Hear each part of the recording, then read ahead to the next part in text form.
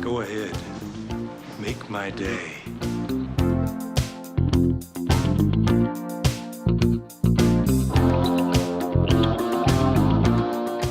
All right, so don't punch me, but how soon to interviews do they bring your dad's name up? Like immediately, like I'm doing? You're the first. Jeez, you're the first guy to ever bring my dad up.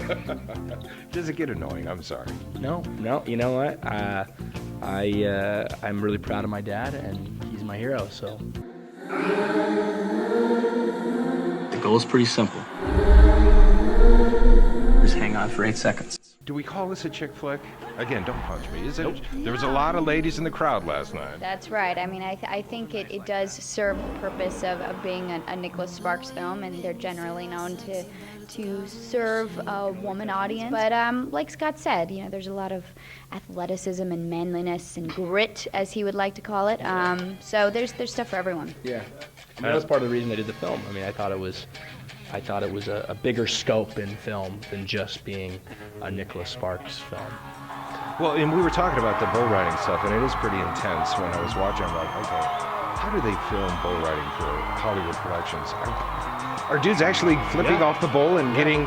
Oh, yeah. Guys are getting hurt. Guys are bucking bulls. I mean, they really pretty much just did a PBR put on a rodeo every day for about a week. But the guy who was your character, because it wasn't you flipping off the bull, was it? No. I mean, it wasn't me flipping off the bull every time. Are you gonna try and pretend that was you? She's like, oh, I want to hear this answer. Yeah. No. Totally me. Yeah. So then your character, some dude has to be in your character's outfit, so he looks like you, and like, okay, now go out there and then flip off the bull. Yeah. I mean, I don't think that there's no real planning of, you know, when you buck a bull, there's no planning how you're gonna go down.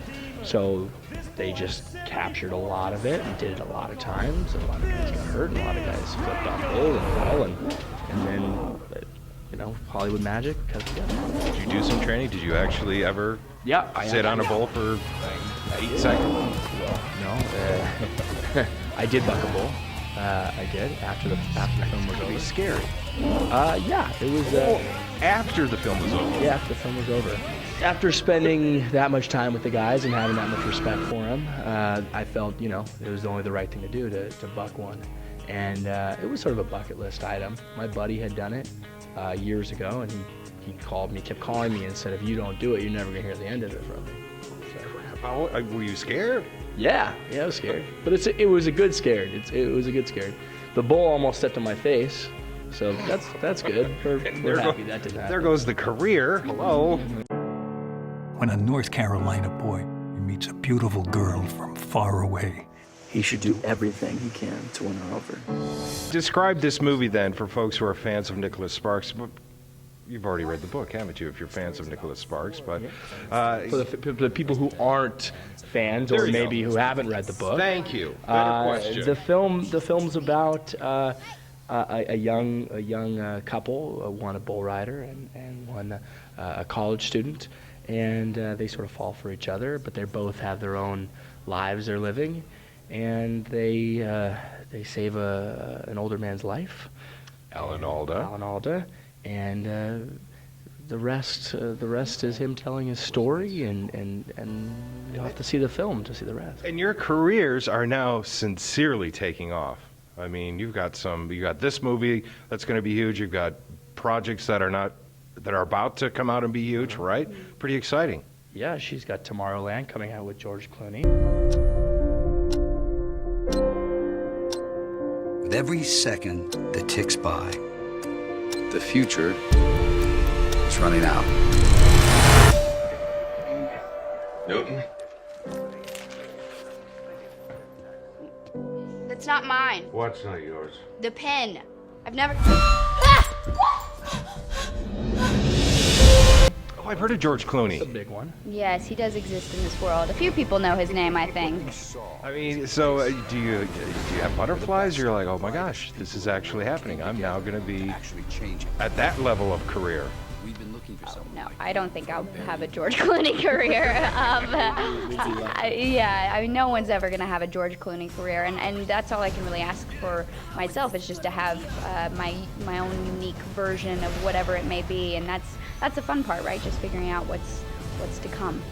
Well, talk about people with legendary careers. Do you look at your father and go, yeah, that's Sure. what I would like? Yeah, I think anyone would say that. Anyone. Okay, you did two things wrong. One is you asked a question, and two is you asked another question. What, you just wrapped a project, though, another big one. And I'm An Oliver Stone film. Yeah, Oliver Stone. Mm-hmm. Yeah. Dude. Yeah. See?